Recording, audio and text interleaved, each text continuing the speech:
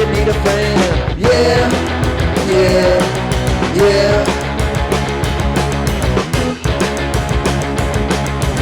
Give me your tongue, I wanna see your face. A sloppy engine on your broader waist. I really don't wanna let you down. Everybody's into different things. Yeah, yeah, yeah.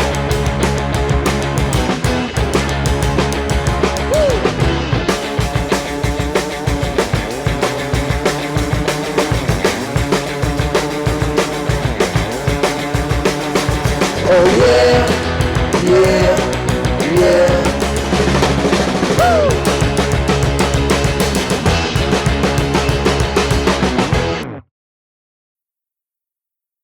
You are, Windshield or not? did it? Anyway, thank you for joining us on the final episode of Couch 44 Season 3. I'm Demi, but you may already know that. Tonight we have a bit of everything for you. Just like the past 7 episodes, it's kind of the same program, but after interviewing others all season, we wanted to get in on the action. So, welcome to the host special roundtable. Hey guys, it's been a while since we've all been together like this. It feels great. But I want to know more about how we all feel about our experience with Couch 44. Have we found it invigorating, rewarding? I guess one thing I've looked back at most fondly is just, being able to meet, this group and crew and everything. I think that's what I'm more sort of happy with my experience with 44. Yeah, with the bands as well. Yeah, like being able to showcase their talents, sort of, not just in the local venues around Adelaide, but also in our studio set as well. Yeah, make it into a performance. Yeah, Yeah, that's and that they was were literally insane. Even discovering things about Adelaide myself that I didn't know. I've been here for 11 years, and some of the shit I found out from being in Couch 44 I never knew about. Like the medieval fair, when they were like, okay, we're taking you to a medieval fair to cover this. I was like, all right, I just whatever, cool, we'll go there. I was thinking, there'll be a bunch of people with plastic vests. You thought it was plastic. And I pulled up, and it was the craziest thing I've ever seen in my life. Yeah. There was NPCs, actual people living there, it's crazy. Right. The fact that we get this opportunity to be able to have this broadcasted and share with the community, free to air as well, is crazy. Just the importance of it all, I always have in the back of my mind. I'm like, we're making content for the community that kind of... By the community, for the community. Yeah. And hopefully viewers align with everything we've got going. And I see that there's so much value in it. So if anyone wanted to add on and further on it. Contacting the guests to be on the show, a lot of them were like, oh, this is great. I also have a friend in this field who is doing this amazing thing that they would like to share. And our response to that is absolutely, get them on the show. When are you free? Yeah, literally, when are you free? Come on board. And people sharing the spaces that they are in, sharing the sort of endeavours that they're doing right now. Yeah, I thought that was crazy. It's kind of vulnerable, but we hope to make it safe for everyone involved. Mm-hmm. And I feel like we have, each season in its own way, I feel like we've kind of done that. Peyton, tell me, what would you miss about being on set on Couch 44, and what would you not miss? I've been thinking about that. I think the answer is the same for both, and it would be being pushed out of my comfort zone.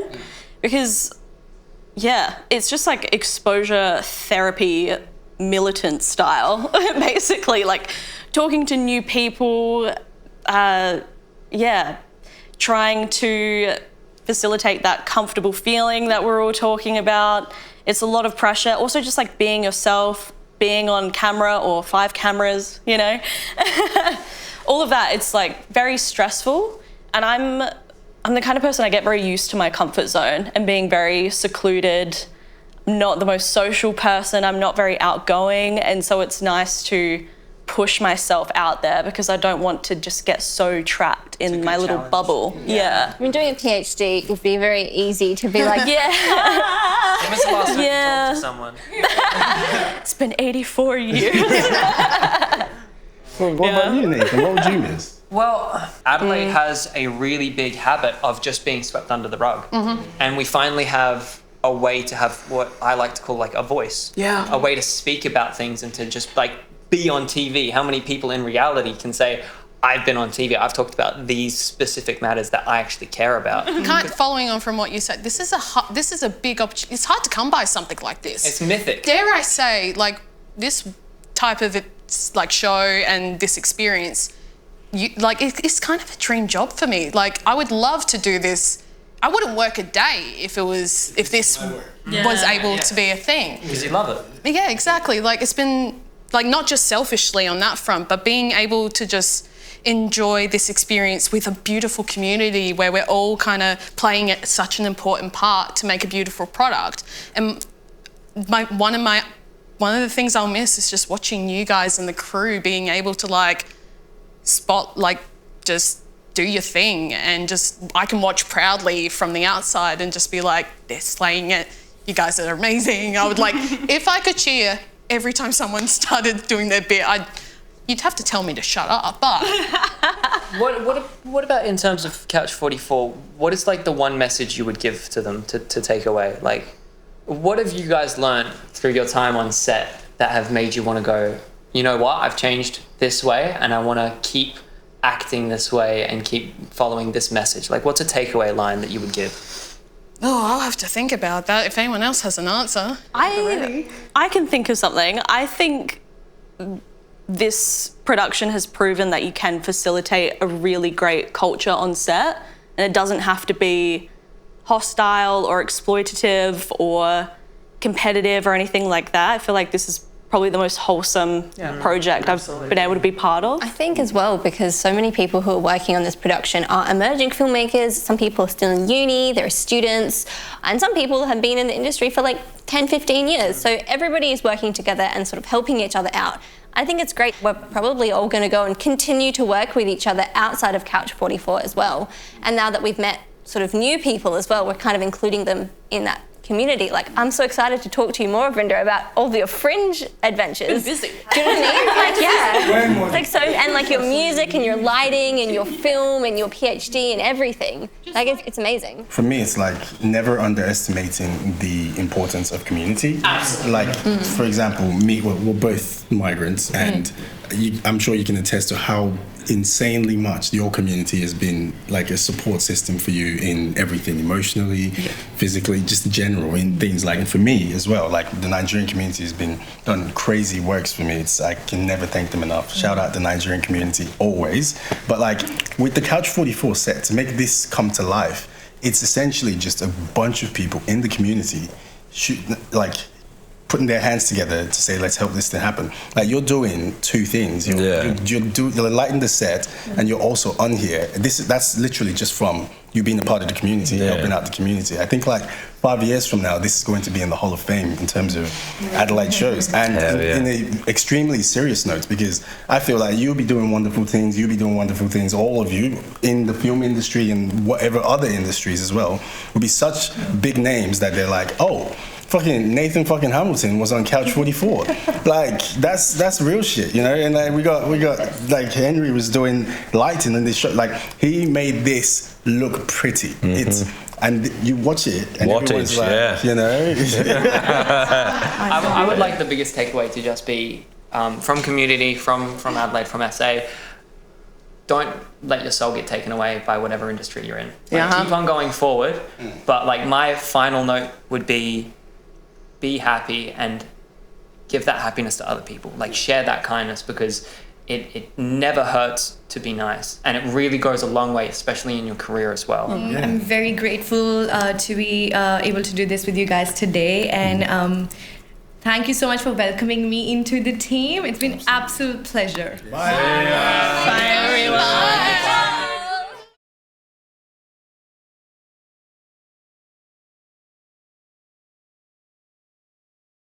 Thanks for joining us. I'm also joined by Blue Boy. How are you going? Nice to meet you. I'm good, thank you. That is good. Now, to let everyone in on how Blue Boy came to be, could you tell us a little bit about how you began?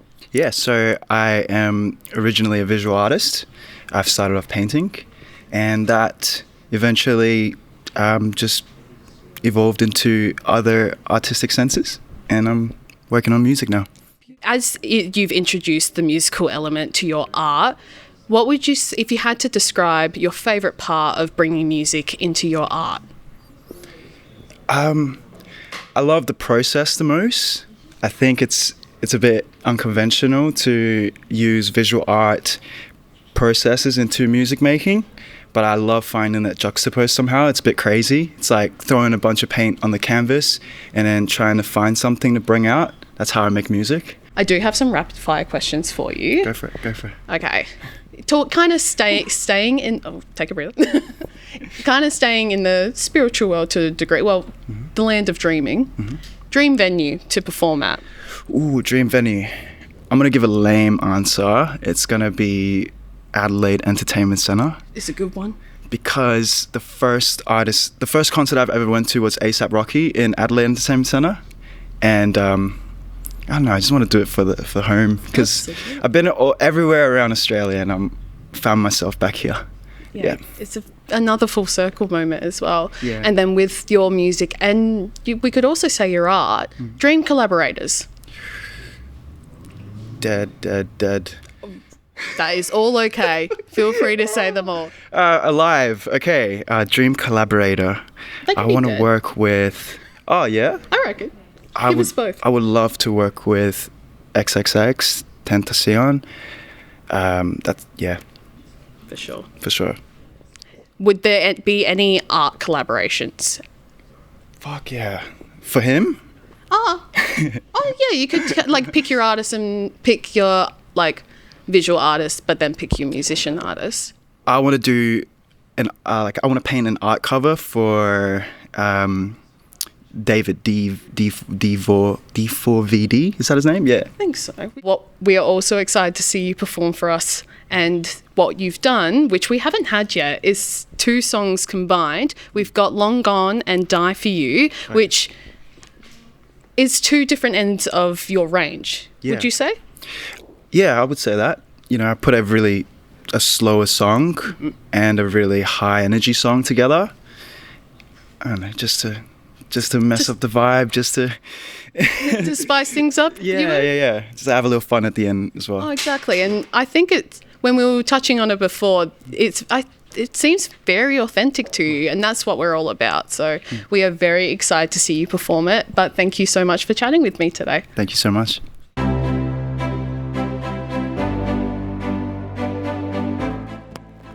Hi, this is David with Couch 44. I'm here at the Oddities and Curiosities Expo, trying to see what's up, trying to see any weird and quirky things. So join us and hopefully you see something you like.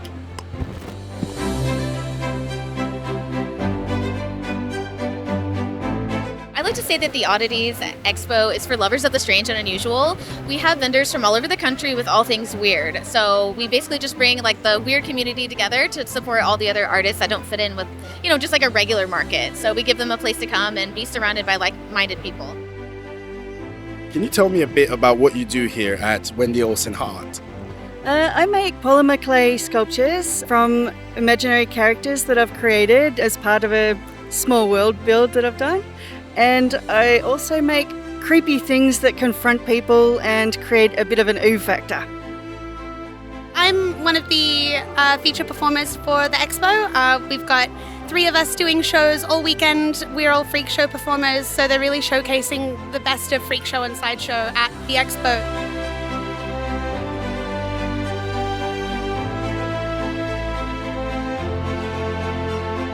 Do you have any piece here that you feel like is the most complex or that took you the most time to work on?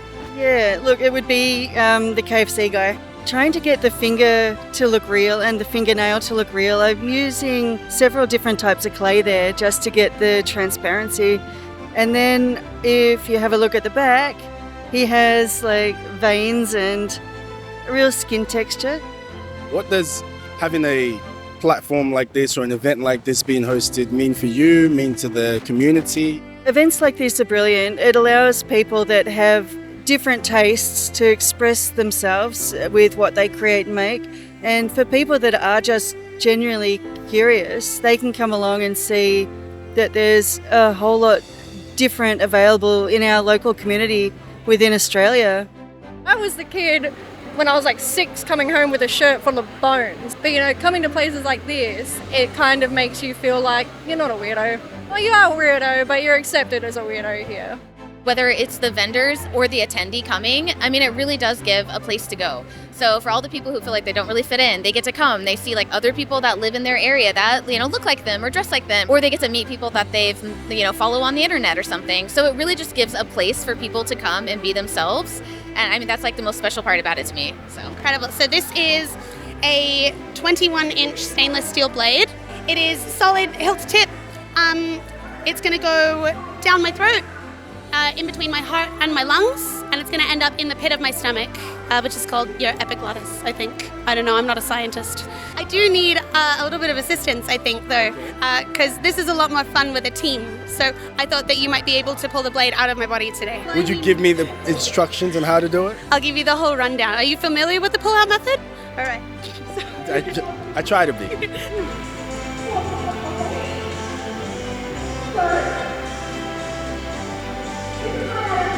That's crazy.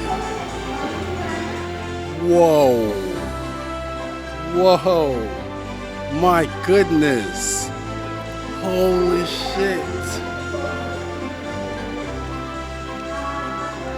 Ooh. That is crazy. That's sick. But yeah, we'll definitely be back. Everyone here has been so nice and been like really, really special to be here. So I really do look forward to coming back. Thanks for joining us through the Oddities and Curiosities Expo. I had a blast, as you can see, and we hope you guys enjoyed watching us, and we'll see you next time. This is David with Couch 44, signing off.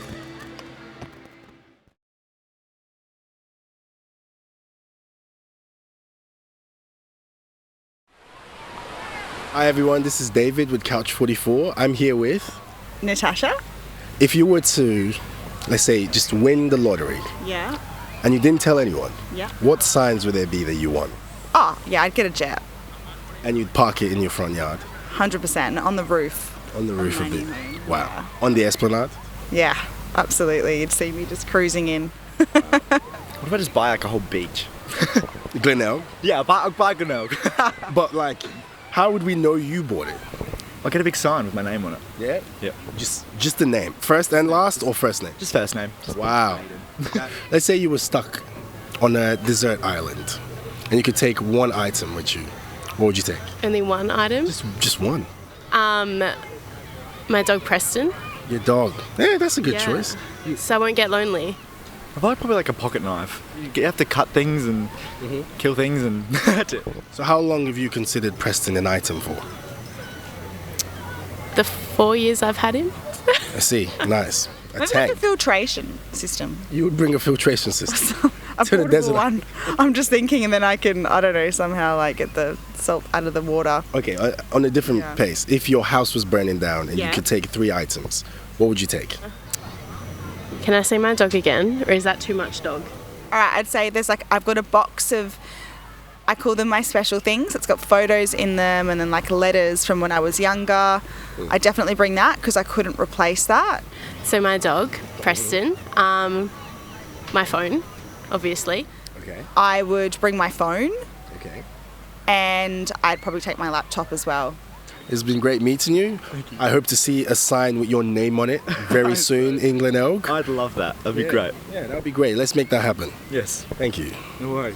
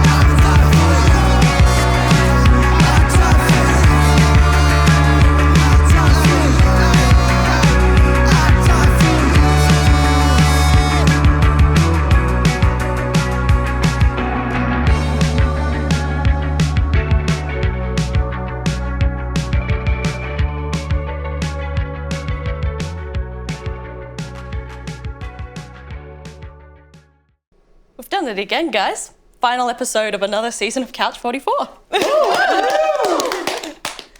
I just want to say thank you so much to each one of you to welcome me into the team. I'm really grateful. Hey, of course. There is always a space for you and everyone on Couch 44 Couch. I'm sort of slipping. Oh my God, I'm actually gonna miss this. I mean, at least we can always rewatch. Yes, we can. Online, on CTV Plus. Anyways, I think all of us hosts owe many thank yous to a lot of people, such as the crew for putting this thing together. Thank you to all of the guests for coming onto the couch with us. And thank you to all of the random people that we harassed in the streets for an interview. We really appreciate you. Yeah. Bye. Better job. Bye. Yeah. Live, laugh, love. I know,